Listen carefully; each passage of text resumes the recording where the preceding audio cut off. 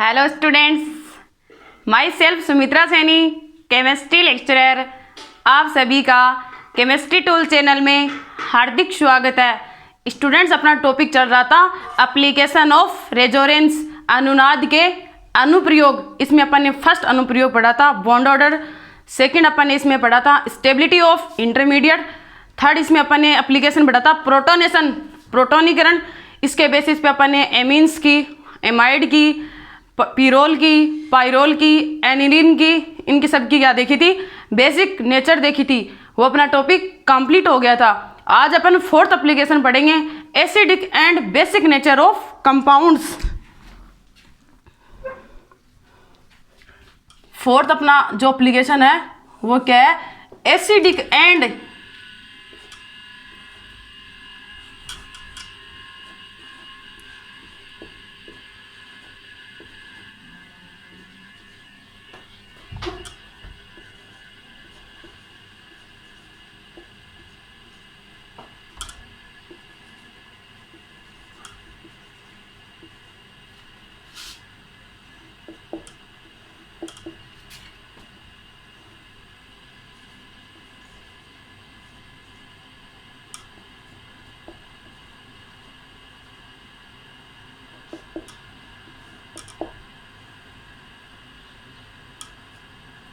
Acidic and basic nature of compounds.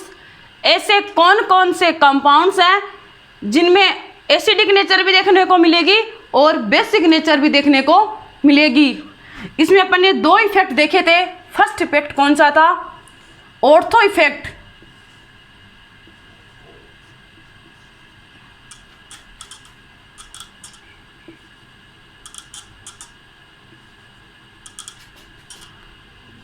First effect था ortho effect.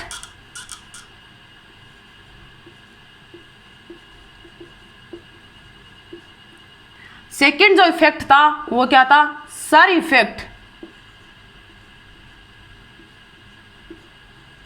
Sir effect, first effect ortho effect, second effect है वो sir effect. इन दोनों effect को one by one करके इनकी क्या देखेंगे, एसिडिक एंड बेसिक नेचर देखेंगे।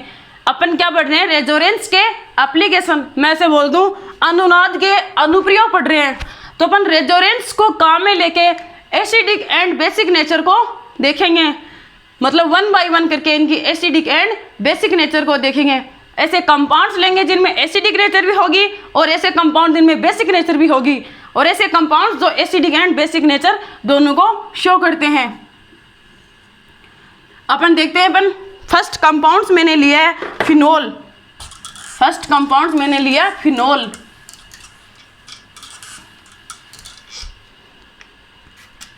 फर्स्ट जो कंपाउंड्स है वो क्या है, फिनोल।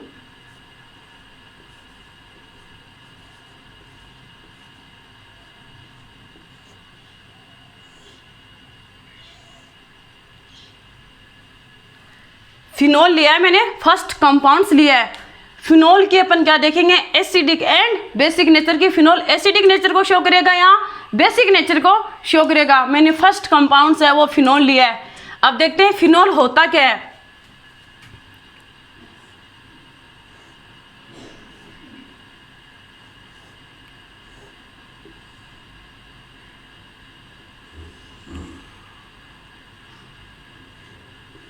ओ एच, ये क्या है, फिनोल।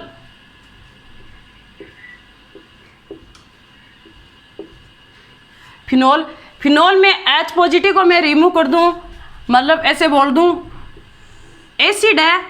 एसिड क्या होता है, एसिड जो H प्लस को क्या करता है, त्याग करता है। एसिड है, माइनस H प्लस को त्याग करे, या मैं ऐसे बोल दूं जो H प्लस को क्या करे, रिमूव करे। जो H प्लस को रिमूव करता है वो क्या कहलाता है, एसिड कहलाता है। जो H प्लस को रिमूव करता है वो क्या कहलाता है, एसिड कहलाता है। एसिड से क्या बनेगा, बेस।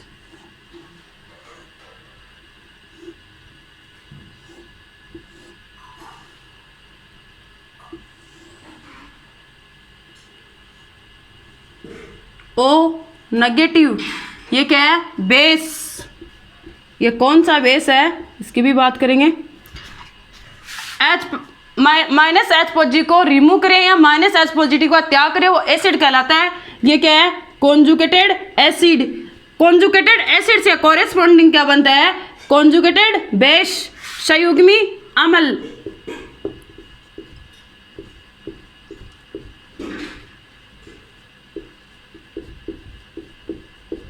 संयुग्मी अम्ल से कॉरेस्पॉन्डिंग क्या बन रहा है? संयुग्मी क्षार।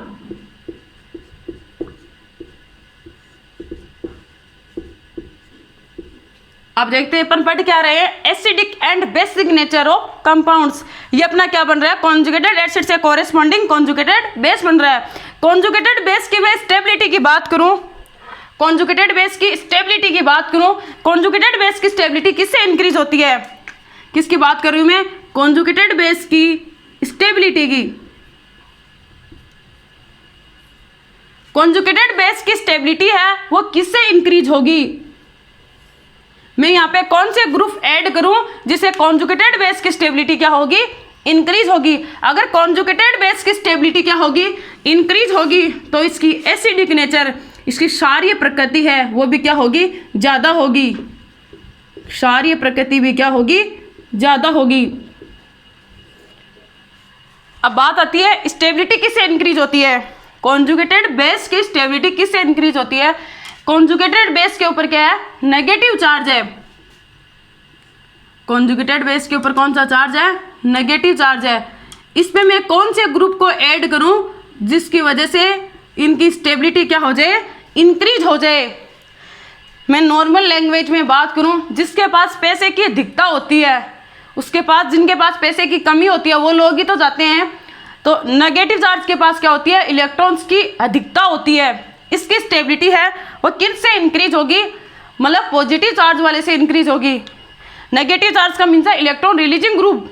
अब मैं इसको साइंस की लैंग्वेज में ऐड करूं, इलेक्ट्रॉन रिलीजिंग ग्रुप्स के पास क्या होती है? इलेक्ट्रॉन्स की अधिकता होती है। नेगेटिव चार्ज के पास क्या है? इलेक्ट्रॉन्स की अधिकता होती है। इसमें कौन से ग्रुप को ऐड करें जिसकी वजह से इसकी स्टेबिलिटी क्या होगी? इंक्रीज होगी। कौन से ग्रुप ऐड करूं मैं? जी है ग्रुप्स की संख्या। जितने ज़्यादा इलेक्ट्रॉन विथड्रॉविंग ग्रुप ऐड करूंगी, G is equal to electron withdrawing group, EWG, electron withdrawing group जितने ज़्यादा ऐड करेंगे कॉन्जुगेटेड बेस की स्टेबिलिटी उतनी ही ज़्यादा होगी। अगर कॉन्जुगेटेड बेस की स्टेबिलिटी जितनी ज़्यादा होगी तो इस कंपाउंड्स की अम्लीय प्रकृति भी उतनी ही ज़्यादा होगी। यहाँ पे कोई ग्रुप ऐड कर दें, जी उसकी बात की है मैंने, तो इसको समझते हैं कि इलेक्ट्रॉन विथड्रॉइंग ग्रुप ऐड करने से इसकी एसिडिक नेचर है वो क्या हो रही है? इंक्रीज हो रही है।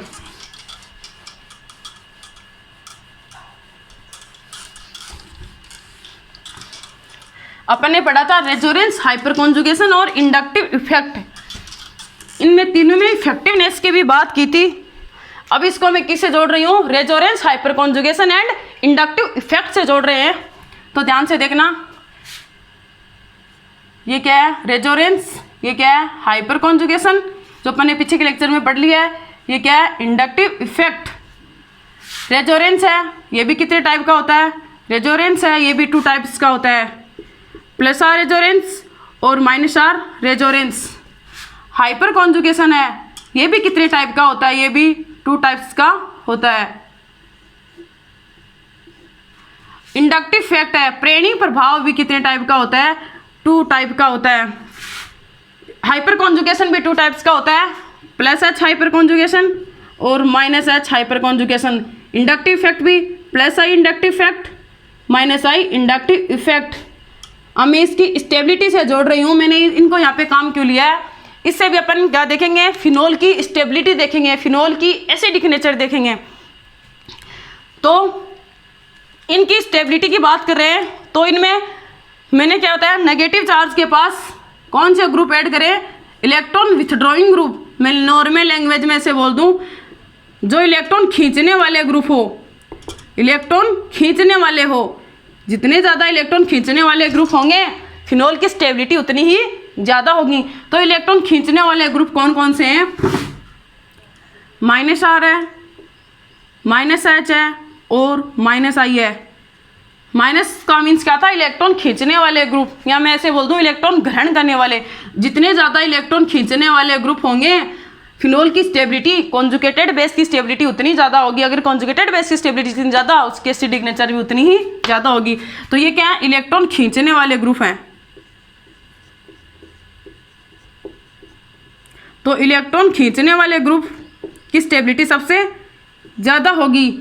मैंने बताया था इनकी इफेक्टिवनेस में मैंने बताया था रेजोनेंस की इफेक्टिवनेस सबसे ज़्यादा होती है, फिर हाइपर कॉन्जुगेशन की होती है, फिर इंडक्टिव इफेक्ट की होती है। तो इफेक्टिवनेस के आधार पर इनकी स्टेबिलिटी का ऑर्डर देखें तो -R की स्टेबिलिटी सबसे ज़्यादा होगी, फिर किसकी होगी, -H की,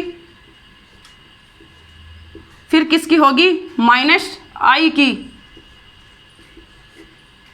-I की। अब मैं बात करूं किसकी, इलेक्ट्रॉन देने वाले ग्रुप। इलेक्ट्रॉन देने वाले कौन कौन से होते हैं, +R, प्लस का मीन्स क्या है, इलेक्ट्रॉन देने वाले, +H, और ये क्या है, +I। ये ग्रुप्स क्या है, देने वाले ग्रुप्स हैं, मतलब इलेक्ट्रॉन को दे रहे हैं। अगर नेगेटिव चार्ज के पास क्या इलेक्ट्रॉन्स की अधिकता है और इसको मैं यहाँ पे इलेक्ट्रॉन रिलीजिंग ग्रुप ऐड कर दूं तो इलेक्ट्रॉन की संख्या क्या हो जाएगी, और भी ज़्यादा बढ़ जाएगी, तो स्टेबिलिटी सबसे कम हो जाएगी। तो इलेक्ट्रॉन देने वाले ग्रुप्स फिनोल की स्टेबिलिटी को क्या कर रहे हैं, कम कर रहे हैं, इसके एसिडिक नेचर को कम कर रहे हैं। तो अपनी इफेक्टिवनेस सबसे ज़्यादा किसकी है, रेजोनेंस की इफेक्टिवनेस सबसे ज़्यादा है। तो ये सबसे ज़्यादा इलेक्ट्रॉन देगा, तो सबसे ज़्यादा इलेक्ट्रॉन देगा तो इसकी स्टेबिलिटी सबसे कम करेगा। तो +R सबसे एंड में आएगा, मतलब +R देने वाले इलेक्ट्रॉन सबसे ज़्यादा है, तो इसकी स्टेबिलिटी सबसे कम होगी। अब मैं बात करूँ इफेक्टिवनेस फिर सबसे ज़्यादा किसकी है, +H की, +H के बाद में किसकी है, +I की। ये अपन ने क्या देखा है, स्टेबिलिटी का ऑर्डर देखा है। अब मैं बात करूँ फिनोल के ऊपर। फिनोल के ऊपर सिंपल अगर फिनोल हो, सिंपल फिनोल, जैसे सिंपल फिनोल की इनसे ज़्यादा होगी। ये जो मैंने बात बताई है इसको मैं कंक्लूजन, इसका निष्कर्ष बताती हूँ। इसका क्या निष्कर्ष है, ये जो ऑर्डर निकाला है इसका निष्कर्ष क्या है।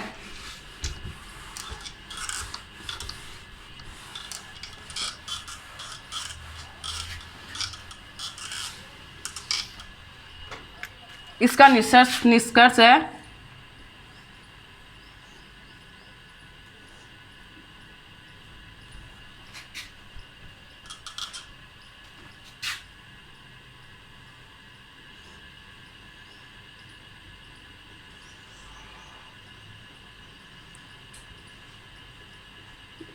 ये क्या है, सिंपल फिनोल। ये सिंपल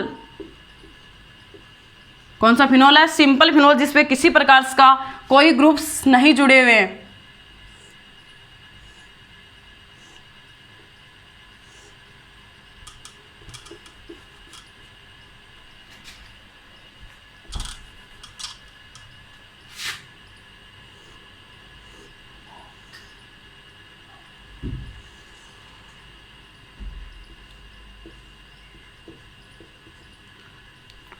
ये फिनोल जिसपे कौन से ग्रुप जुड़े हुए हैं, इलेक्ट्रॉन रिलीजिंग वाले, मैं बोल दूं इलेक्ट्रॉन विथड्रॉविंग ग्रुप जुड़े हुए हैं। इस पे इलेक्ट्रॉन विथड्रॉविंग ग्रुप जुड़े हुए हैं, EWG।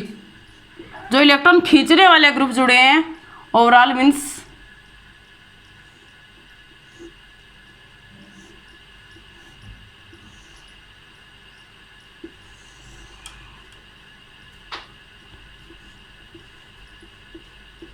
और यहाँ पे इस ग्रुप्स की बात करूँ, यहाँ पे इलेक्ट्रॉन रिलीजिंग ग्रुप जुड़े हैं, ERG, इलेक्ट्रॉन देने वाले ग्रुप जुड़े हुए हैं। तो स्टेबिलिटी सबसे ज़्यादा किसकी होगी, स्टेबिलिटी -R, -H, -I, मतलब इलेक्ट्रॉन विथड्रॉविंग ग्रुप, जो इलेक्ट्रॉन खींचने वाले ग्रुप हैं उनकी स्टेबिलिटी सबसे ज़्यादा होगी। तो मैं यहाँ पे बोल दूँ इलेक्ट्रॉन विथड्रॉविंग की सबसे ज़्यादा होगी,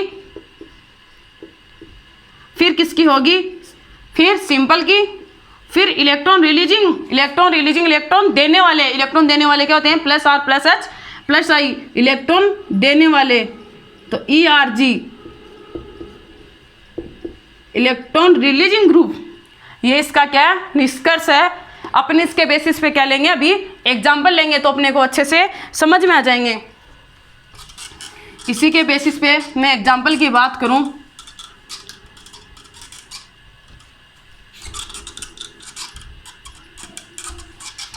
यहीं पे अपन कोई एग्जांपल लेते हैं।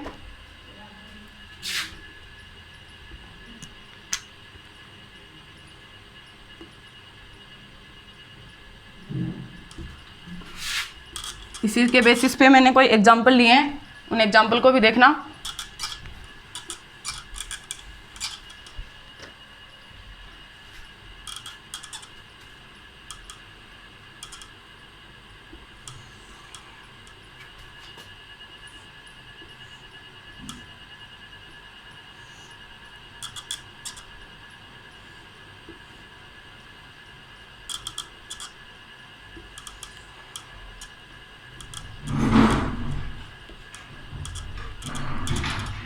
ये मैंने फिनोल लिए, ये सिंपल फिनोल है, इस पर किसी प्रकार का एग्जाम्पल की बात करें, एग्जाम्पल फर्स्ट एग्जाम्पल से अपने को समझ में आ जाएगा कि फिनोल में एसिडिक नेचर शो कर रही है, बेसिक नेचर शो कर रहा है। तो फिनोल के अपने कॉन्जुगेटेड है, इसकी स्टेबिलिटी ज़्यादा, तो उसकी एसिडिक नेचर भी क्या है, ज़्यादा है।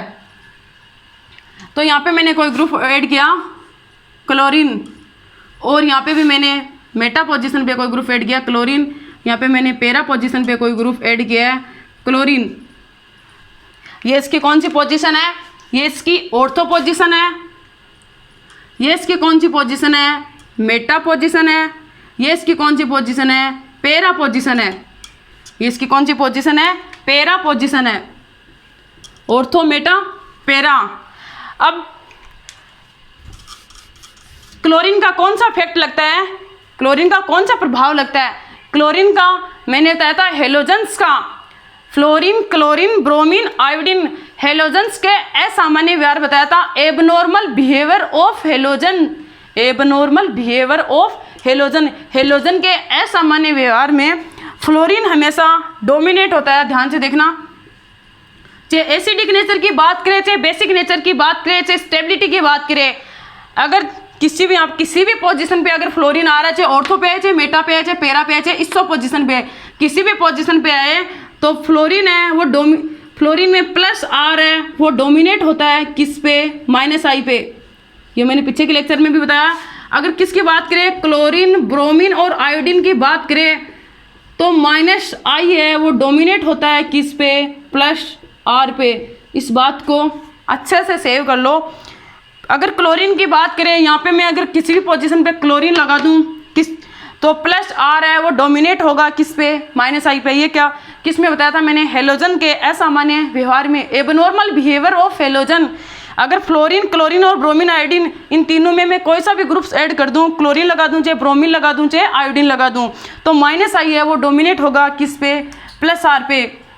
इंडक्टिव फैक्ट की मैंने बात बताई थी, inductive effect minus I, inductive effect electron with minus I का मीन्स है electron releasing inductive effect.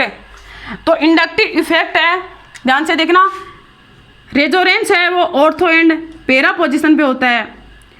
Resonance and hyper conjugation दोनों किस पोजीशन पे होते हैं, ऑर्थो एंड पैरा पोजीशन पे होते हैं। इंडक्टिव फैक्ट है आई, इंडक्टिव फैक्ट है ये सभी पोजीशन पे होता है, ऑर्थो, मेटा एंड पैरा सभी पोजीशन पे होता है। तो ये सभी पोजीशन पे होने के कारण मैंने इंडक्टिव फैक्ट की डेफिनेशन में बताया था आपको कि जिसकी डिस्टेंस सबसे ज़्यादा होगी उसमें इंडक्टिव फैक्ट सबसे कम होगा। इन्वर्सली प्रोपोर्शनल होते हैं एक दूसरे के। तो यहाँ पे क्या है, डिस्टेंस सबसे कम है ऑर्थो पोजीशन से, मतलब ओ से ये ऑर्थो पोजीशन पे, इस ओर से ये मेटा पोजीशन पे, इस ओर से ये पैरा पोजीशन पे। ये ऑर्थो पोजीशन, ये मेटा, ये पैरा, तो ये डिस्टेंस सबसे कम है, यहाँ डिस्टेंस थोड़ी ज़्यादा है, यहाँ डिस्टेंस सबसे ज़्यादा है। डिस्टेंस कम है तो इंडक्टिव फैक्ट सबसे ज़्यादा होगा, माइनस आई सबसे ज़्यादा होगा। यहाँ पे माइनस आई की बात करूँ मैं तो यहाँ पे माइनस आई इसकी कंपेयर थोड़ा कम हो, माइनस आई कम होगा क्योंकि यहाँ डिस्टेंस कौन सी पोजीशन पे है, मेटा पोजीशन पे, तो यहाँ डिस्टेंस थोड़ी बढ़ गई। यहाँ डिस्टेंस सबसे ज़्यादा है, ये कौन सी पोजीशन पे, पैरा पोजीशन पे, तो माइनस आई सबसे कम होगा। माइनस आई सबसे कम होगा मतलब सबसे छोटा होगा, सबसे छोटा होगा।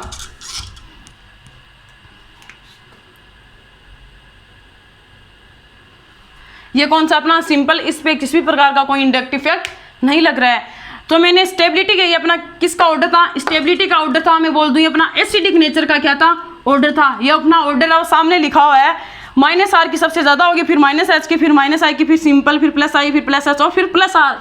तो यहाँ पे क्या आ रहा है, माइनस आ रहा है। माइनस आई सबसे बड़ा, मतलब इलेक्ट्रॉन खींचने वाला ग्रुप है वो सबसे बड़ा है। तो जितने ज़्यादा माइनस आई वाले ग्रुप बड़े होंगे उसकी स्टेबिलिटी उतनी ही ज़्यादा होगी। मतलब खींचने वाले ग्रुप बहुत बड़े हैं। यहाँ पे क्लोरीन का क्या लग रहा है, माइनस आई लग रहा है, तो ये इलेक्ट्रॉन को सबसे ज़्यादा खींचेगा, यहाँ पे थोड़ा कम खींचेगा, यहाँ सबसे कम खींचेगा। तो खींचने वाले ग्रुप्स में अब यहाँ पे बात करूँ, ये सबसे ज़्यादा इलेक्ट्रॉन खींचेगा। ये इसकी कंपेयर थोड़ा कम खींचेगा और ये सबसे कम खींचेगा। तो यहाँ पे ज़्यादा इलेक्ट्रॉन खींचे जा रहे हैं, ज़्यादा इलेक्ट्रॉन ग्रहण किए जा रहे हैं। मैंने क्या बताया था, कॉन्जुगेटेड बेस की स्टेबिलिटी उतनी ही ज़्यादा होगी जितने इलेक्ट्रॉन विथड्रॉविंग ग्रुप जुड़े हुए हैं। ये क्या, इलेक्ट्रॉन विथड्रॉविंग ग्रुप, इलेक्ट्रॉन खींचने वाले ग्रुप जुड़े हुए हैं। तो इलेक्ट्रॉन खींचने वाले ग्रुप यहाँ सबसे ज़्यादा है, क्योंकि यहाँ डिस्टेंस कम है तो इलेक्ट्रॉन ज़्यादा खींचे जाएंगे। यहाँ डिस्टेंस थोड़ी ज़्यादा बढ़ गई तो यहाँ कम खींचे जाएंगे, यहाँ सबसे कम खींचे जाएंगे। तो स्टेबिलिटी सबसे ज़्यादा किसकी होगी, ऑर्थो की होगी, क्योंकि यहाँ इलेक्ट्रॉन ज़्यादा खींचे जा रहे हैं। तो मैं स्टेबिलिटी की ऑर्डर की बात करूँ या मैं एसिडिक नेचर की बात करूँ, तो एसिडिक नेचर सबसे ज़्यादा किस में है, ऑर्थो पोजिशन में, फिर किस में है, मेटा पोजिशन में, फिर किस में है, पेरा पोजिशन में, और माइनस आई, सभी में माइनस आई लग रहा है। फिर क्या आएगा अपना सिंपल, तो अपना क्या है यहाँ पे सिंपल। ये अपना किसका ऑर्डर है, स्टेबिलिटी का, या मैं बोल दूँ एसिडिक नेचर का ऑर्डर है। ये अपना एसिडिक नेचर का ऑर्डर है। ऐसे में सेकंड एग्जाम्पल की बात करूँ,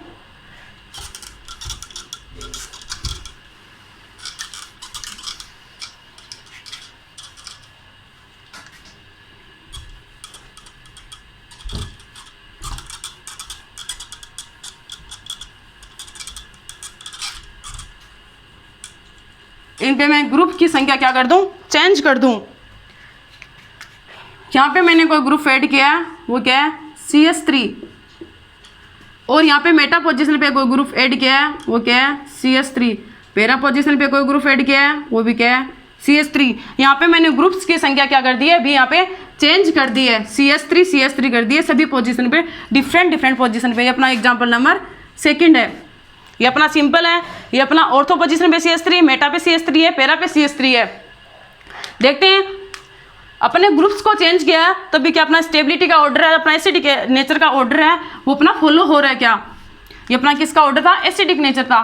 तो CS3 का हमेशा क्या लगता है, CS3 का हमेशा प्लस H लगता है। CS3 का हमेशा क्या लगता है, प्लस H। यहाँ पे भी CS3 का क्या लगेगा, प्लस H लगेगा। यहाँ पे भी क्या लगेगा, प्लस H लगेगा। मैंने बताया था हाइपर कॉन्जुगेशन और रेजोनेंस, हाइपर कॉन्जुगेशन और रेजोनेंस हमेशा ऑर्थो एंड पेरा पोजीशन पे लगता है। ये ऑर्थो पोजीशन है, ये पेरा पोजीशन है। हाइपर कॉन्जुगेशन एंड रेजोनेंस कभी भी मेटा पोजीशन पे नहीं लगते हैं। इसकी इंटेंसिटी क्या होती है, रेजोनेंस एंड हाइपर कॉन्जुगेशन दोनों की इंटेंसिटी इक्वल होती है, इसलिए यहाँ पे डिसाइड नहीं कर पा रहे हैं कि ऑर्थो की स्टेबिलिटी ज़्यादा होगी या पेरा की स्टेबिलिटी ज़्यादा होगी। यहाँ पे अपन डिसाइड नहीं कर पा रहे हैं किसकी स्टेबिलिटी ज़्यादा होगी।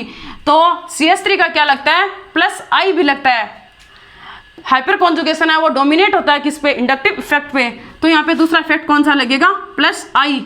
तो मैं बात करूँ, मैंने क्या बताया था, इंडक्टिव इफेक्ट में प्रेरणी प्रभाव में डिस्टेंस जिसकी ज़्यादा, इंडक्टिव इफेक्ट कम, मतलब डिस्टेंस जितनी ज़्यादा प्रेरणी प्रभाव कम। तो यहाँ पे डिस्टेंस सबसे कम है तो यहाँ प्लस I ज़्यादा होगा। यहाँ पे डिस्टेंस क्या है, थोड़ी इसकी कंपेयर थोड़ी ज़्यादा, तो इसमें और प्लस I कम होगा। यहाँ पे प्लस I की संख्या सबसे कम होगी क्योंकि यहाँ पे डिस्टेंस सबसे ज़्यादा है।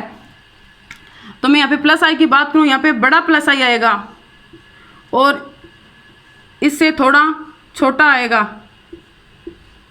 और इसमें सबसे छोटा आएगा। तो क्या हो रहे हैं, प्लस I का मीन्स क्या होगा, इलेक्ट्रॉन रिलीजिंग ग्रुप, इलेक्ट्रॉन देने वाले ग्रुप्स। प्लस I का मीन्स क्या हो रहा है, इलेक्ट्रॉन देने वाले ग्रुप। यहाँ पे इलेक्ट्रॉन दिए जा रहे हैं, यहाँ पे इलेक्ट्रॉन क्या किए जा रहे हैं, दिए जा रहे हैं। यहाँ पे सबसे ज़्यादा इलेक्ट्रॉन दिए जाएंगे और यहाँ पे थोड़े कम दिए जाएंगे, यहाँ पे सबसे कम दिए जाएंगे। इलेक्ट्रॉन देने वाले ग्रुप जुड़े हैं, plus H plus I plus H। यहाँ पे दो प्लस I देने वाले ग्रुप दो हैं, इसमें भी दो हैं, यहाँ पे एक ही ग्रुप दे रहा है। मतलब ये तो फिनोल के नेगेटिव चार्ज की स्टेबिलिटी को क्या कर रहे हैं, कम कर रहे हैं। देने वाले ग्रुप जुड़े हुए हैं, इलेक्ट्रॉन रिलीजिंग ग्रुप जुड़े हैं। नेगेटिव चार्ज के पास इलेक्ट्रॉन्स की क्या होती है, अधिकता होती है। फिर यहाँ पे कौन से ग्रुप है, इलेक्ट्रॉन रिलीजिंग ग्रुप है, plus H plus I electron releasing group plus देने वाले ग्रुप। यहाँ तो नेगेटिव चार्ज की स्टेबिलिटी को क्या कर रहे हैं, कॉन्जुगेटेड बेस की स्टेबिलिटी को क्या कर रहे हैं, कम कर रहे हैं।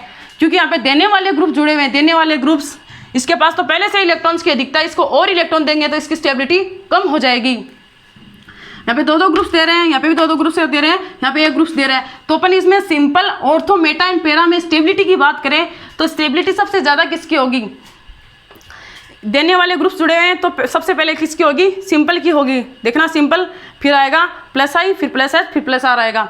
तो सिंपल की सबसे ज़्यादा होगी। मैं इसकी एसिडिक नेचर की बात करूँ, एसिडिक नेचर की बात करूँ या स्टेबिलिटी की बात करूँ, कॉन्जुगेटेड बेस की अगर स्टेबिलिटी ज़्यादा होगी तो उसकी एसिडिक नेचर, शार्ट अम्लीय प्रकृति है, वो भी क्या होगी? ज़्यादा होगी। एसिडिक नेचर सबसे ज़्यादा किसकी होगी? सिंपल की होगी। ऑर्डर में अपना क्या? सिंपल, तो सिंपल की सबसे ज़्यादा होगी। फिर किसकी होगी? इन तीनों में किसकी होगी? यहाँ पे तो दो दो ग्रुप्स दे रहे हैं, दो दो इफेक्ट दे रहे हैं, प्लस एच प्लस आई, इसमें भी प्लस एच प्लस आई, दो दो ग्रुप्स देंगे तो स्टेबिलिटी कम हो जाएगी। यहाँ पे एक ही ग्रुप्स दे रहा है तो फिर किसकी होगी? मेटा की होगी। मेटा के बाद में किसकी होगी? यहाँ पे पास में है CH3 तो ये ज़्यादा इलेक्ट्रॉन्स देगा। यहाँ पे डिस्टेंस थोड़ी सबसे ज़्यादा है तो ये कम इलेक्ट्रॉन्स देगा। यहाँ पे तो ज़्यादा इलेक्ट्रॉन दे दे तो इसकी स्टेबिलिटी सबसे कम होगी। फिर किसकी होगी? पैरा की होगी। तो सिंपल, मेटा, पैरा, ऑर्थो, ये अपना किसका ऑर्डर आ गया? एसिडिक नेचर का।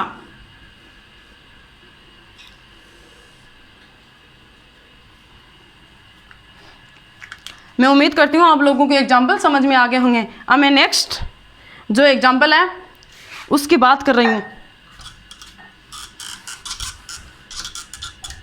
यहाँ पे CH3 ग्रुप को हटा के अपन कोई और ग्रुप ऐड करें, स्ट्रक्चर तो सब में सेम ही रहेगी, पोजीशन चेंज हो जाएगी।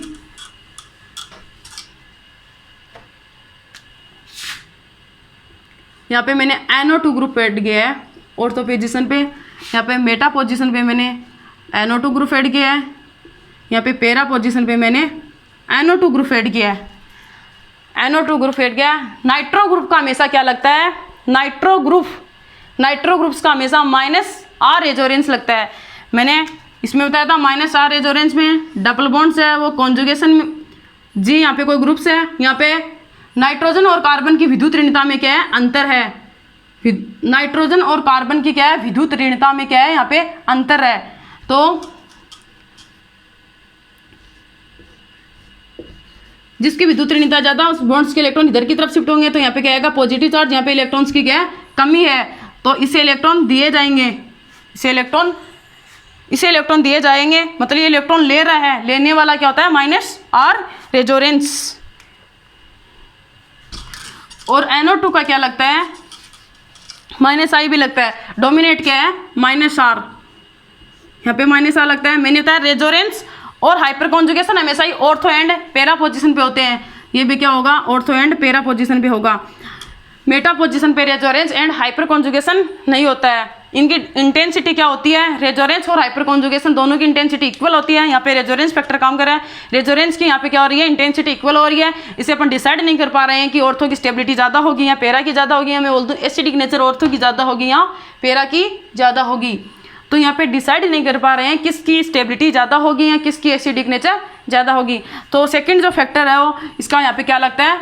Inductive effect -I, inductive effect, electron withdrawing inductive effect.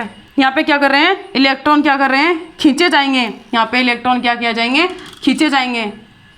Electron खींचे जाएंगे। यहाँ पे सबसे ज़्यादा खींचे जाएंगे, यहाँ पे थोड़े कम खींचे जाएंगे, यहाँ पे सबसे कम खींचे जाएंगे। NO2 क्या है? इलेक्ट्रॉन खींचने वाला ग्रुप जुड़ा हुआ है, इलेक्ट्रॉन खींचे जा रहे हैं, इलेक्ट्रॉन को क्या किया जा रहे हैं? खींचे जा रहे हैं। तो यहाँ पे +-R रेजोनेंस से डिसाइड नहीं कर पा रहे हैं ऑर्थो की स्टेबिलिटी ज़्यादा होगी या पैरा की ज़्यादा होगी। तो सेकंड फैक्टर क्या काम करेगा? Inductive fact. इंडक्टिव फैक्ट में मैंने बताया था डिस्टेंस जिसकी सबसे कम, inductive effect -I, inductive effect सबसे ज़्यादा होगा। यहाँ पे -I थोड़ा कम होगा, यहाँ पे -I सबसे कम होगा क्योंकि यहाँ पे डिस्टेंस सबसे कम है। तो मैं बात करूँ इनकी स्टेबिलिटी की तो -R डोमिनेट होता है किस पे? इंडक्टिव फैक्ट पे। तो -R से स्टेबिलिटी देखेंगे, ये डिसाइड नहीं कर पा रहे थे यहाँ पे किस स्टेबिलिटी किसकी ज़्यादा होगी, तब अपने इंडक्टिव फैक्ट को काम में लिया है। अपन इसके एसिडिक नेचर का ऑर्डर देखें, मैं बोल दूँ स्टेबिलिटी का ऑर्डर देखें, एक ही बात है। एसिडिक नेचर का ऑर्डर क्या होगा, -R -H -I। यहाँ पे इलेक्ट्रॉन क्या है, ग्रहण करने वाले या इलेक्ट्रॉन खींचने वाले ग्रुप जुड़े हुए हैं। जितने ज़्यादा पास में इलेक्ट्रॉन खींचने वाला ग्रुप जुड़ेगा उसकी स्टेबिलिटी उतनी ही ज़्यादा होगी। तो ऑर्थो की स्टेबिलिटी सबसे ज़्यादा होगी किससे, पैरा से, क्योंकि यहाँ पे कम इलेक्ट्रॉन खींचे जा रहे हैं। क्वेश्चन आ रहा है यहाँ पे तो -R है, यहाँ पे -I है, यहाँ पे -R है। -R इसमें भी है और -R इसमें तो है। तो इस -R से डिसाइड, -R से ये होगा कि स्टेबिलिटी ऑर्थो की ज़्यादा होगी या पैरा की ज़्यादा होगी। यहाँ पे डिसाइड नहीं कर पा रहा तो -I कहाँ में लिया था, तब अपन ऑर्थो पैरा लिखेंगे, क्योंकि यहाँ दोनों में -R है तो -R की सबसे ज़्यादा है। फिर अपन किसकी होगी, फिर मेटा की, क्योंकि यहाँ पे -I है, उसके बाद में क्या है, सिंपल है, तो फिर मेटा की होगी और सबसे कम किसकी होगी, सिंपल की होगी। ये अपना कंसेप्ट के बेसिस पे आया, अपना ऑर्डर आया है। स्टूडेंट्स ध्यान से देखना, वेरी वेरी मोस्ट इंपॉर्टेंट चीज़, very very most important, exam के लिए बहुत ही इंपॉर्टेंट चीज़ है ये जो अपने जो ऑर्डर आया है, ये ऑर्डर क्या है, रॉन्ग है। ये कंसेप्ट से जो अपना ऑर्डर आया है, ये ऑर्डर क्या है, रॉन्ग है। क्यों है रॉन्ग, ये अपना ऑर्डर है रॉन्ग है। करेक्ट ऑर्डर क्या होगा, करेक्ट ऑर्डर होगा पैरा की सबसे ज़्यादा होगी किससे, ऑर्थो से। ये वाला ऑर्डर अपना क्या आएगा, करेक्ट आएगा, बाकी ऑर्डर सेम रहेगा। तो इसका रीज़न क्या है, पैरा का सबसे ज़्यादा क्यों होगा, ऑर्थो का सबसे कम क्यों, ऑर्थो का पैरा से कम क्यों। कंसेप्ट के बेसिस पे तो अपना ये ऑर्डर है, पर ये ऑर्डर अपना क्या रॉन्ग है, ये ऑर्डर अपना क्या करेक्ट ऑर्डर है। तो इसका रीज़न क्या है, वो रीज़न ध्यान से सुनना।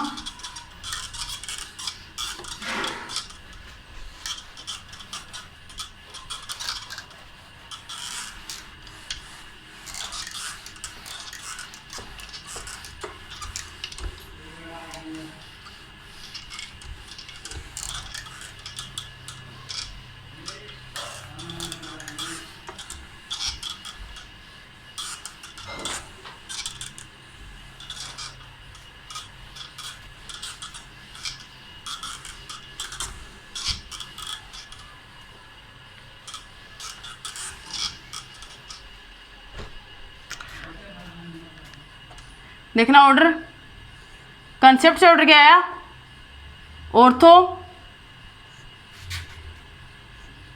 पैरा, फिर क्या आया था अपना मेटा, फिर अपना सिंपल आया था। ये अपना किससे ऑर्डर आया था, कंसेप्ट से ऑर्डर आया था। ये ऑर्डर क्या था, इनकरेक्ट, ये ऑर्डर क्या था अपना, गलत था। करेक्ट ऑर्डर क्या होगा, पैरा की ज़्यादा होगी, फिर ऑर्थो की होगी, फिर मेटा की होगी और फिर सिंपल की होगी। ये ऑर्डर अपना क्या आएगा, करेक्ट होगा। इसका रीज़न क्या है, रीज़न क्या है वो सुनना ध्यान से।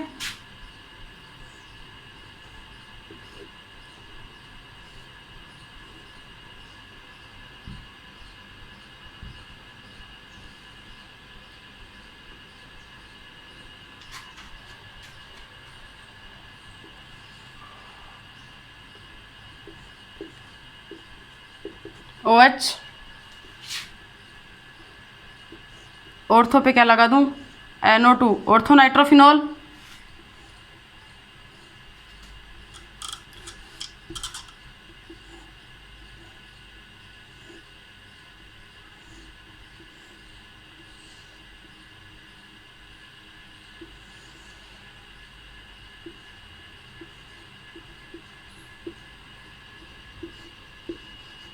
ये क्या है, पैरा नाइट्रोफिनॉल, ये ऑर्थो नाइट्रोफिनॉल है, ऑर्थो नाइट्रोफिनॉल। और ये क्या है, पैरा नाइट्रोफिनॉल, पैरा नाइट्रोफिनॉल, ये ऑर्थो नाइट्रोफिनॉल और पैरा नाइट्रोफिनॉल। मैंने बताया पैरा नाइट्रोफिनॉल की स्टेबिलिटी ज़्यादा होती है, या इसकी एसिडिक नेचर है वो ज़्यादा होती है। ये किसका ऑर्डर है, एसिडिक नेचर का। ऑर्थो नाइट्रोफिनॉल की एसिडिक नेचर कम क्यों हुई, इसका रीजन है वो ध्यान से सुनना। एक्सप्लेनेशन है वो क्या है, इसका एक्सप्लेनेशन। यहाँ पे क्या होता है, दो हेटेरो एटम के बीच में क्या आ रहा है, हाइड्रोजन आ रहा है। तो यहाँ पे क्या होती है, हाइड्रोजन बॉन्डिंग, हाइड्रोजन बॉन्डिंग। यहाँ पे हाइड्रोजन बॉन्डिंग होने के कारण H प्लस इजीली रिमूव नहीं हो पाएगा। H प्लस को अपन इजीली रिमूव नहीं कर पाएंगे क्योंकि यहाँ पे हाइड्रोजन बॉन्डिंग हो रही है। यहाँ पे किसी भी प्रकार की कोई हाइड्रोजन बॉन्डिंग नहीं हो रही है। यहाँ पे हाइड्रोजन बॉन्डिंग क्या है, अब्सेंट है। हाइड्रोजन बॉन्डिंग क्या है, अब्सेंट है, अनुपस्थित है। यहाँ पे किसी प्रकार की कोई हाइड्रोजन बॉन्डिंग नहीं हो रही है। इसलिए हाइड्रोजन बॉन्डिंग नहीं होने के कारण यहाँ पे H प्लस है वो इजीली रिमूव हो जाएगा। H प्लस जितना ज़्यादा इजीली रिमूव होगा फिनोल की एसिडिक नेचर उतनी ही ज़्यादा होगी। इस वजह से पैरा नाइट्रोफिनोल की एसिडिक नेचर ज़्यादा होती है किससे, ऑर्थोनाइट्रोफिनोल से। रीजन क्या है, ऑर्थोनाइट्रोफिनोल में हाइड्रोजन बॉन्डिंग है, हाइड्रोजन बॉन्डिंग प्रेजेंट होती है। इस वजह से H पॉजिटिव इजीली रिमूव नहीं कर पाएगा। यहाँ पे हाइड्रोजन बॉन्डिंग अब्सेंट होती है इसलिए H पॉजिटिव इजीली रिमूव कर पाएगा। इस वजह से पैरा नाइट्रोफिनोल की एसिडिक नेचर है वो ज़्यादा होती है किससे, ऑर्थोनाइट्रोफिनोल से। ये इसका क्या रीजन है, इसको आप इस ऑर्डर को आप ध्यान में रखना अपने कंसेप्ट से। तो फर्स्ट वाला ऑर्डर आया था जो क्या इनकरेक्ट है, सेकेंड वाला ऑर्डर अपना क्या है, करेक्ट है। अब अपन ने क्या देखा, फर्स्ट कंपाउंड्स देखा अपन ने फिनोल। फिनोल में न तो अपने को ऑर्थो इफेक्ट देखने को मिला और नहीं अपने को सर इफेक्ट देखने को मिला। न तो अपने को ऑर्थो इफेक्ट देखने को मिला, न अपने को सर इफेक्ट देखने को मिला। इसमें अपन ने रेजोनेंस, हाइपर कॉन्जुगेशन और इंडक्टिव इफेक्ट के बेसिस पे इनकी स्टेबिलिटी या इनकी एसिडिक नेचर का क्या निकाला है, ऑर्डर निकाला है। अब अपन इसमें दो इफेक्ट देखे थे, acidic and basic nature of compounds में दो इफेक्ट देखने को मिले थे। फर्स्ट कौन सा था, ऑर्थो इफेक्ट। मैं फर्स्ट की बात करूं तो फर्स्ट क्या अपना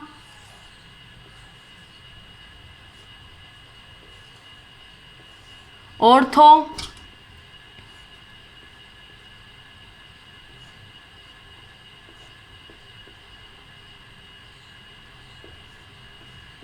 इफेक्ट, ऑर्थो इफेक्ट ये अपना क्या है, फर्स्ट इफेक्ट है ऑर्थो इफेक्ट। ऑर्थो इफेक्ट है ये किसका उदाहरण है, त्रिविम प्रभाव का उदाहरण है, स्टेरिक इफेक्ट का उदाहरण है। त्रिविम प्रभाव का क्या है, उदाहरण है। ऑर्थो इफेक्ट है ये किसका उदाहरण है, त्रिविम प्रभाव का।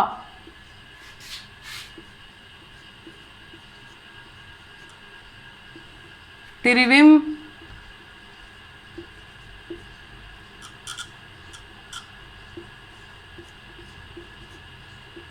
त्रिविम प्रभाव का उदाहरण है, त्रिविम प्रभाव का एग्जाम्पल है स्टेरिक इफेक्ट का। किसका, स्टेरिक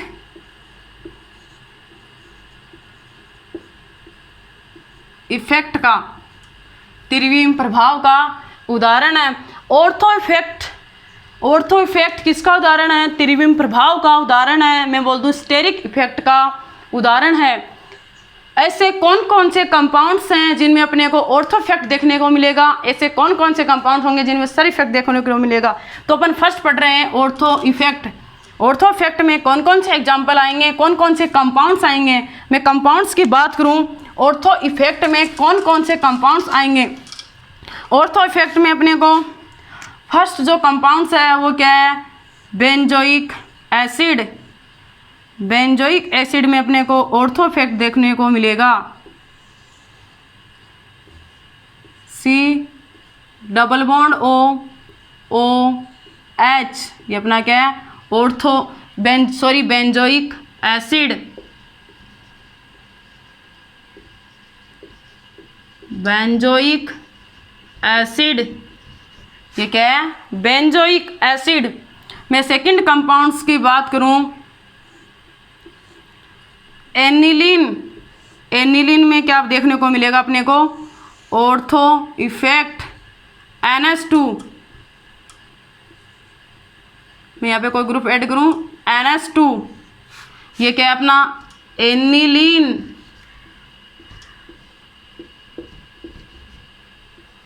एनिलीन। सेकंड में बात करूं, इसमें H ग्रुप को रिमूव करके कोई एल्किल ग्रुप को क्या कर दें, ऐड कर दें। तो यहाँ पे क्या आएगा, NHR। मैं से बोल दूं R सब्स्टिट्यूटेड एनिलीन। या मैं बोल दूं N substituted aniline, N substituted aniline. ये ऐसे 3 कंपाउंड्स हैं जिनमें अपने को क्या देखने को मिलेगा, ऑर्थो इफेक्ट देखने को मिलेगा। बेंजोइक एसिड, एनिलीन और एन सब्स्टिट्यूटेड एनिलीन, इनको अपन 1 बाय 1 करके इनमें ऑर्थो इफेक्ट देखेंगे। तो मैं फर्स्ट जो कंपाउंड्स है वो क्या ले रही हूँ, बेंजोइक एसिड। बेंजोइक एसिड में क्या देखेंगे अपन, ऑर्थो इफेक्ट। बेंजोइक एसिड है, इसमें अपन क्या देखेंगे, ऑर्थो इफेक्ट देखेंगे। मैं बोल दूं ortho effect in benzoic acid, ortho effect in benzoic acid. मैं यहाँ पे बोल दूं ortho effect in benzoic acid, in benzoic acid. Ortho effect में अपन क्या देख रहे हैं, सॉरी बेंजोइक एसिड में अपन क्या देख रहे हैं, ऑर्थो इफेक्ट देख रहे हैं। Ortho effect in benzoic acid, ये अपना क्या है, बेंजोइक एसिड है। बेंजोइक एसिड में मैं बात करूं बेंजोइक एसिड की, तो ऑर्थो सब्स्टिट्यूटेड बेंजोइक एसिड की एसिडिक नेचर है वो सबसे ज़्यादा होगी। Ortho substituted benzoic acid, ortho substituted benzoic acid की एसिडिक नेचर है, जो अम्लीय प्रकृति है वो क्या होती है, ज़्यादा होती है। ऑर्थो सब्स्टिट्यूटेड बेंजोइक एसिड की अम्लीय प्रकृति सबसे ज़्यादा होती है। मैंने आपको फिनोल में क्या बताया, फिनोल में अपने को ऑर्थो इफेक्ट नहीं देखने को मिलेगा। अपने क्या देखा था, इलेक्ट्रॉनिक देखा था, डिस्प्लेसमेंट देखा था। इसमें अपन ने क्या देखा था, electronic displacement, resonance, hyperconjugation and inductive effect. इनके बेसिस पे अपन ने फिनोल्स में क्या निकाला था, ऑर्डर निकाला था। इसके बेसिस पे अपन ने फिनोल में क्या निकाला, रेजोनेंस, हाइपर कॉन्जुगेशन और इंडक्टिव इफेक्ट्स के आधार पे अपन ने क्या निकाला था, फिनोल का ऑर्डर निकाला था। यहाँ पे मैं कोई भी ग्रुप ऐड कर दूँ, जी, कोई भी ग्रुप ऐड किया है मैंने, जी, यहाँ पे जी ग्रुप्स ना तो इलेक्ट्रॉन विथड्रॉइंग होगा और ना ही इलेक्ट्रॉन, कुछ भी हो सकता है, मतलब इलेक्ट्रॉन विथड्रॉइंग हो चाहे इलेक्ट्रॉन रिलीजिंग हो। इलेक्ट्रॉन विथड्रॉइंग, फिनोल में तो क्या हो रहा था, इलेक्ट्रॉन विथड्रॉइंग ग्रुप क्या कर रहे थे, फिनोल की एसिडिक नेचर को इंक्रीज कर रहे थे। यहाँ पे ओ बेंजोइक एसिड में यहाँ पे जी ग्रुप से किसी भी पोजीशन पे लगाओ, ऑर्थो पे लगाओ, Meta para, ortho Meta para किसी भी पोजीशन पे लगाओ, इसे कोई उस पोजीशन पे कौन सा भी ग्रुप लगाओ, चाहे इलेक्ट्रॉन विथड्रॉइंग ग्रुप लगाओ चाहे इलेक्ट्रॉन रिलीजिंग ग्रुप लगाओ, उसे कोई फर्क नहीं पड़ेगा। ये चाहे इलेक्ट्रॉन विथड्रॉइंग हो चाहे इलेक्ट्रॉन रिलीजिंग हो, बेंजोइक एसिड की ऑर्थो पोजीशन पे इसे कोई फर्क नहीं पड़ेगा। हमेशा ऑर्थो सब्स्टिट्यूटेड बेंजोइक एसिड की एसिडिक नेचर सबसे ज़्यादा होगी। इसका मीन्स क्या है, जो मैंने बात बताई है, इसका ओवरऑल मीन्स ये है, ऑर्थो सब्स्टिट्यूटेड बेंजोइक एसिड की एसिडिक नेचर सबसे ज़्यादा होगी। किन किन से होगी, सिंपल, मेटा एंड पैरा। और इनकी एसिडिक नेचर अपन किसे डिसाइड करेंगे, resonance, hyperconjugation and inductive effect से डिसाइड करेंगे।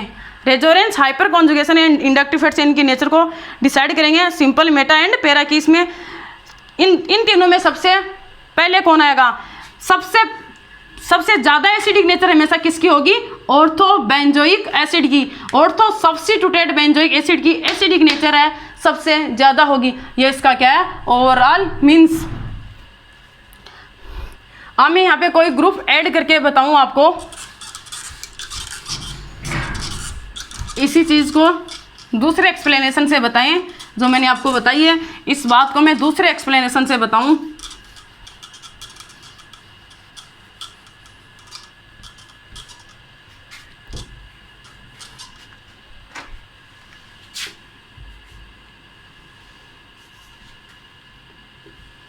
दूसरा एक्सप्लेनेशन क्या है, ये अपना क्या है, सिंपल बेंजोइक एसिड, ये अपना क्या है, सिंपल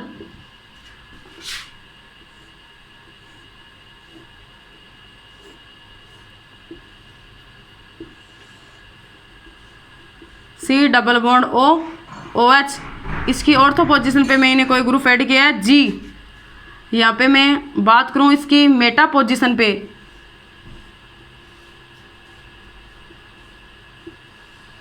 यहाँ पे इसकी मेटा पोजीशन पे मैंने कोई ग्रुप किया ऐड G इलेक्ट्रॉन विथड्रॉविंग और इलेक्ट्रॉन रिलीजिंग दोनों हो सकते हैं। ऐसे ही मैं इसकी पैरा पोजीशन पे कोई ग्रुप ऐड करूँ, कौन सी पोजीशन पे, पैरा पोजीशन पे,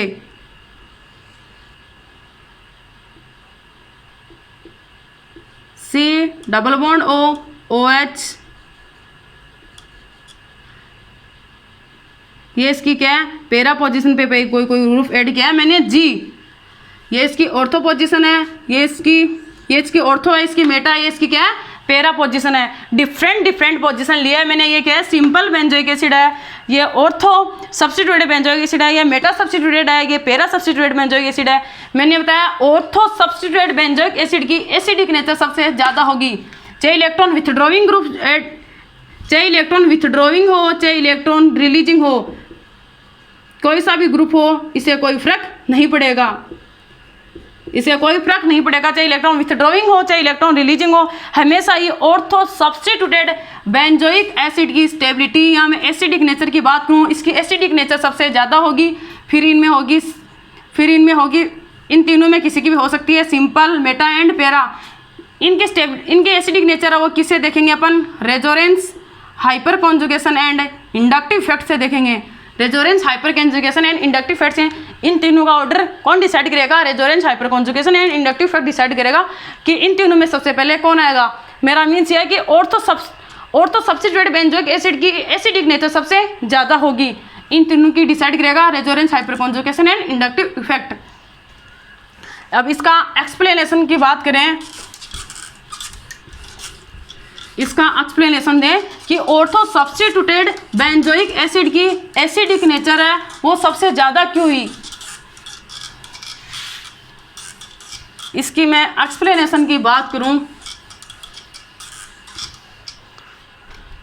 तो ये क्या है, बेंजोइक एसिड में क्या करें, बेंजोइक एसिड में -H पॉजिटिव को रिमूव करें, जो -H पॉजिटिव को त्याग करता है वो क्या कहलाता है, एसिड कहलाता है। वो क्या कहला रहा है, एसिड कहलाता है। इसे क्या बनेगा, बेस। वो बेस कौन सा होगा,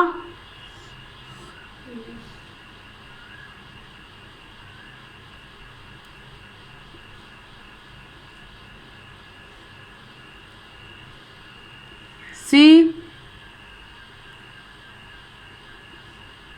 डबल बॉन्ड O नेगेटिव। ये क्या कहला रहा है, बेस। एसिड से हमेशा क्या बनता है, बेस। एसिड से हमेशा क्या बनता है, बेस। जो H पॉजिटिव को त्याग करता है वो क्या कहलाता है, एसिड। यहाँ पे कौन सा एसिड बन रहा है, कॉन्जुगेटेड एसिड, और यहाँ पे क्या बन रहा है, कॉन्जुगेटेड एसिड से कोरेस्पॉन्डिंग क्या बनता है, कॉन्जुगेटेड बेस।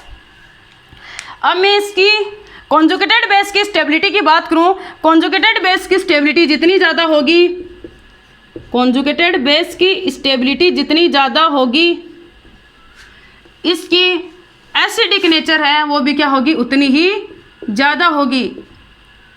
एसिडिक नेचर उतनी, बेंजोइक एसिड में क्या देखने को मिल रहा है, एसिडिक नेचर। कॉन्जुगेटेड बेस की स्टेबिलिटी जितनी ज़्यादा, कॉन्जुगेटेड एसिड की एसिडिक नेचर सबसे ज़्यादा होगी। अगर कॉन्जुगेटेड बेस की स्टेबिलिटी इंक्रीज हो रही तो इसकी एसिडिक नेचर भी क्या होगी, इंक्रीज होगी। अब कॉन्जुगेटेड बेस की स्टेबिलिटी किससे बताई गई है, कॉन्जुगेटेड बेस की स्टेबिलिटी है रेजोनेंस से बताई गई है। Conjugated base is stable because of resonance, conjugated base is stable because of resonance. इसमें दो तरीके का रेजोनेंस होगा, ये बॉन्ड्स इधर की तरफ शिफ्ट करें, इस पाई बॉन्ड्स के इलेक्ट्रॉन इधर की तरफ शिफ्ट हो, इस बॉन्ड्स के इलेक्ट्रॉन इधर की तरफ शिफ्ट हो, इस पाई बॉन्ड्स के इलेक्ट्रॉन इधर की तरफ शिफ्ट हो। अपने यहाँ पे दो तरीके का क्या होगा, रेजोनेंस होगा। मतलब कॉन्जुगेटेड बेस की स्टेबिलिटी किससे इंक्रीज हो रही है, रेजोनेंस से। Conjugated base is stable because of resonance. Conjugated base की स्टेबिलिटी रेजोनेंस से इंक्रीज होगी। अब मैं इस बेंजोइक एसिड में रेजोनेंस की बात करूं, अनुनाद की बात करूं, किसमें? बेंजोइक एसिड में।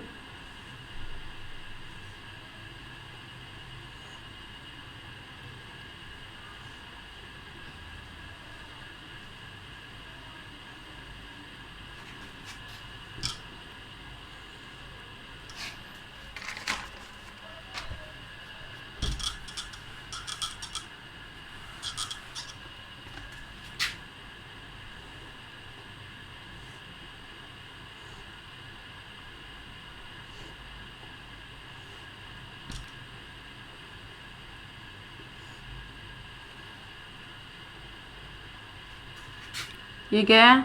C डबल बॉन्ड O, मैं बोल दूँ यहाँ O नेगेटिव, यहाँ पे क्या था? डबल बॉन्ड्स था, सिंगल डबल, यहाँ पे भी क्या है? डबल। इसमें मैं रेजोनेंस की बात करूँ, रेजोनेंस को डबल हेडेड एरो से लिखा जाता है। पहले मैं रेड में मार्कर से बात करूँ, ध्यान से देखना। इस बॉन्ड्स के इलेक्ट्रॉन इधर की तरफ शिफ्ट, इस बॉन्ड्स के इलेक्ट्रॉन इधर की तरफ शिफ्ट कर दें तो क्या रेजोनेटिक स्ट्रक्चर बनेगी? ध्यान से देखना रेजोनेटिक स्ट्रक्चर को।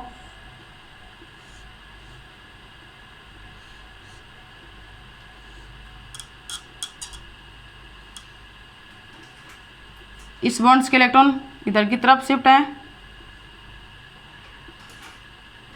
तो C यहाँ पे क्या बन रहा है? O नेगेटिव, और इधर की तरफ क्या आ गया? Double bond O। ये अपनी क्या है? स्टेबल रेजोनेटिक स्ट्रक्चर है। ये क्या है? Stable resonatic structure. क्यों है? C double bond O negative, stable resonatic structure होती है ये। अब मैं सेकंड रेजोनेटिक स्ट्रक्चर की बात करूँ, ब्लैक मार्कर से शो कर रही हूँ। इस बॉन्ड्स के इलेक्ट्रॉन इधर की तरफ शिफ्ट कर दें और इस वाले बॉन्ड्स के इलेक्ट्रॉन इधर की तरफ शिफ्ट हो जाएं तो सेकंड रेजोनेटिक स्ट्रक्चर है वो क्या बनेगी?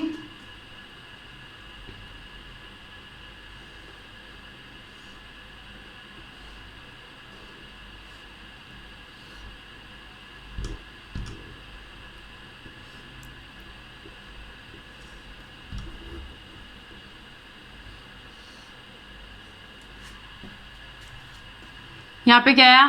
पॉजिटिव चार्ज, यहाँ पे डबल बॉन्ड कार्बन, और इस वाले पे क्या है? O negative. इस बॉन्ड्स के इलेक्ट्रॉन इधर की तरफ शिफ्ट, तो इस वाले बॉन्ड्स के इलेक्ट्रॉन इधर की तरफ शिफ्ट होंगे, और इधर क्या है? O नेगेटिव, ये वाला ऐसा कैसा ही है। इस बॉन्ड डबल बॉन्ड, ये क्या रहा है? एक ही कार्बन पे क्या रहा है? O नेगेटिव डबल बॉन्ड, और इसी कार्बन पे क्या रहा है? Positive charge. ये क्या होती है? ये एबनॉर्मल रेजोनेटिक स्ट्रक्चर होती है। एबनॉर्मल का मीन चाहिए अनस्टेबल रेजोनेटिक स्ट्रक्चर होती है। अनस्टेबल, ये क्या है? अनस्टेबल रेजोनेटिक स्ट्रक्चर है।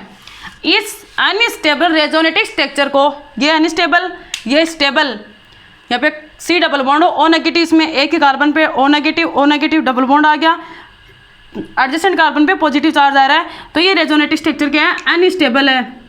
इस अनस्टेबल रेजोनेटिक स्ट्रक्चर को रोकने के लिए, इस अनस्टेबल रेजोनेटिक स्ट्रक्चर को क्या रोकने के लिए इसकी ऑर्थो पोजीशन पे कोई ग्रुप ऐड करते हैं।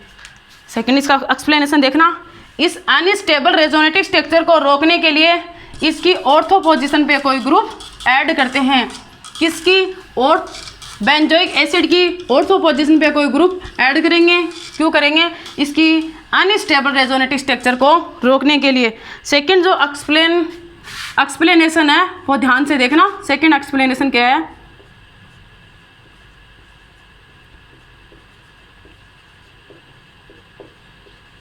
एक्सप्लेनेशन ध्यान से देखना। सेकंड एक्सप्लेनेशन है वो ध्यान से देखना।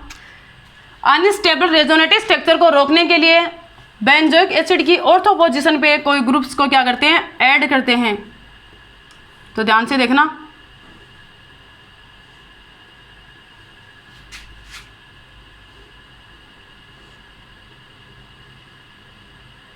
ये क्या है? बेंजोइक एसिड है।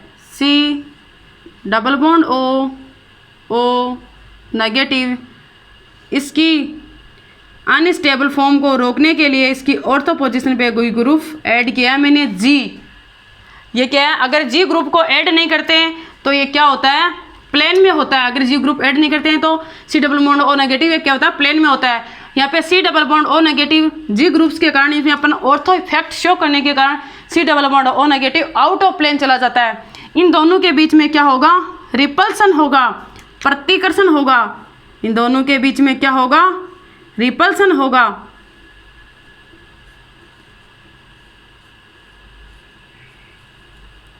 रिपल्सन होगा, रिपल्सन का मीन्स क्या है, यहाँ पे प्रतिकर्षण होगा। प्रतिकर्षण होने के कारण यहाँ पे ऑर्थो पोजीशन पे जी ग्रुप आने के कारण सी डबल बॉन्ड ओ, पहले अगर जी ग्रुप को अपन ऐड नहीं करते हैं तो ये प्लेन में होता है। अगर जी ग्रुप ऐड करने से C double bond O negative कहाँ चला जाता है, out of plane, out of plane, out of plane चला जाता है।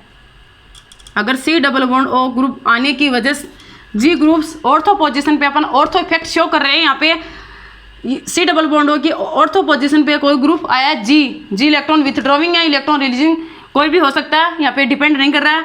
जी ग्रुप्स आने की वजह से C double bond O negative out of plane चला जाता है। आउट ऑफ प्लेन जाना मतलब इन दोनों के बीच में रिपल्सन होगा, सी डबल बॉन्ड ओ क्या चला जाता है, आउट ऑफ प्लेन चला जाता है। आउट ऑफ प्लेन जाने के कारण इसमें जो ये रेजोनेंस हो रहा था, जो अनस्टेबल फॉर्म हो रही थी, जो क्या हो रही थी, अनस्टेबल फॉर्म। यह इस बॉन्ड्स के इलेक्ट्रॉन इधर की तरफ शिफ्ट हुए, पॉजिटिव चार्ज आता है, इस बॉन्ड्स के इलेक्ट्रॉन ओ नेगेटिव, एक ही कार्बन पे ओ नेगेटिव आ रहा था। सेकंड वाली जो अनस्टेबल रेजोनेटिव स्ट्रक्चर थी वो यहाँ पे नेग्लिजिबल हो जाएगी। क्यों हो जाएगी, C double bond O out of plane जाने के कारण वो सेकंड वाली रेजोनेटिव स्ट्रक्चर नेग्लिजिबल हो जाएगी। फर्स्ट वाली रेजोनेटिव स्ट्रक्चर यहाँ पे शो होगी। मैं फर्स्ट वाली रेजोनेटिव स्ट्रक्चर की बात करूँ तो इस बॉन्ड्स के इलेक्ट्रॉन इधर की तरफ शिफ्ट होंगे, यहाँ पे क्या है, नेगेटिव चार्ज है, और इस बॉन्ड्स के इलेक्ट्रॉन इधर की तरफ जाएंगे। तो क्या रेजोनेटिव स्ट्रक्चर बनेगी वो ध्यान से देखना।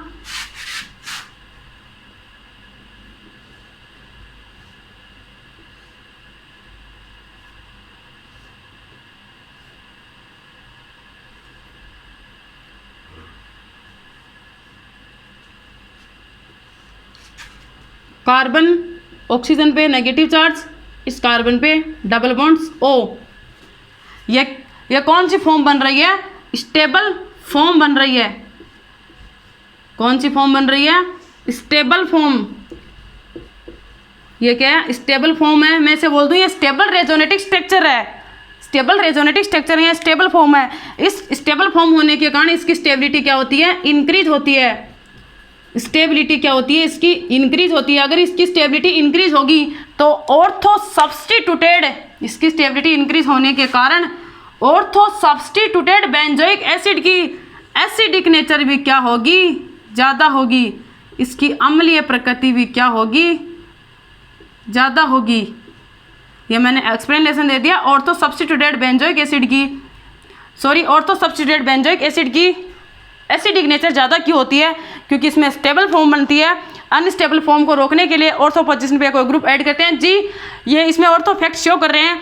इसमें जी ग्रुप आने से C double bond O negative out of plane चला जाता है। आउट ऑफ प्लेन जाने के कारण जो अनस्टेबल फॉर्म थी वो यहाँ पे रेजोनेंस शो नहीं होगा, वो यहाँ पे नेग्लिजिबल हो जाएगा क्योंकि आउट ऑफ प्लेन चला जाता है। तो यहाँ पे स्टेबल फॉर्म बनती है। इस बॉन्ड्स के इलेक्ट्रॉन इधर की तरफ shift, C double bond O negative. इस बॉन्ड ये कौन सी फॉर्म थी, अपनी फर्स्ट वाली थी स्टेबल फॉर्म। स्टेबल फॉर्म की स्टेबिलिटी ज़्यादा होने के कारण इसकी acidic nature, ortho substituted benzoic acid की एसिडिक नेचर, ये कौन सा है, ऑर्थो सब्स्टिट्यूटेड बेंजोइक एसिड है। ये कौन सा है, ऑर्थो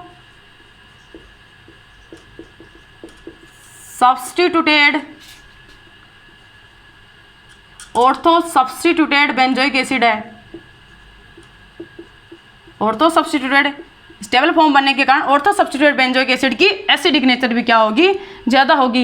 ये अपन किस में देखा है, ऑर्थो इफेक्ट में। फर्स्ट अपन क्या देखा है, बेंजोइक एसिड में अपने को क्या देखने को मिला है, एसिडिक नेचर देखने को मिला है। ऐसे अपन बात करेंगे किसकी, एनिलीन की। एनिलीन में क्या होगा, एनिलीन में क्या देखने को मिलेगा, बेसिक नेचर देखने को मिलेगी। तो अपन सेकेंड एग्जाम्पल अपना क्या था, एनिलीन सेकंड जो कंपाउंड्स था वो अपना एनिलीन, और थर्ड था ऑर्थो सब्स्टिट्यूटेड एनिलीन। इनमें भी अपन क्या देखेंगे, ऑर्थोफेट देखेंगे। फिर अपन पढ़ेंगे सर इफेक्ट। तो अगर ये कंटेंट प्लीज़ आपको अच्छा लगा तो चैनल को लाइक एंड सब्सक्राइब जरूर करें एंड बेल आइकन बटन को दबाएं। Thank you.